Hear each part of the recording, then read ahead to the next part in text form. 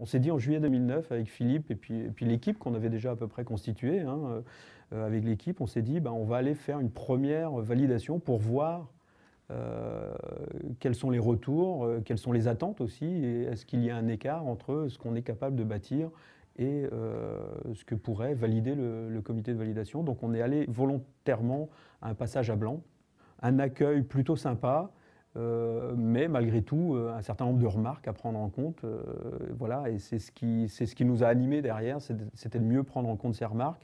Donc il faut arriver à prendre un peu en compte tout ça, entre le sujet, entre la forme, entre le cadrage, et d'arriver à faire un projet qui plaît, parce qu'à un moment donné, ce qu'on doit faire, c'est quand même bien de vendre son projet au comité de validation dont je parlais, et surtout derrière aux financeurs. Ici, ce sont des financeurs régionaux, donc le Conseil régional de Bretagne, le Conseil général du Finistère, Brest Métropole Océane, sans doute un petit peu de Conseil général d'Ille-et-Vilaine également. Donc il faut aussi arriver à présenter une copie, à présenter des acteurs acceptables pour tous ces gens-là.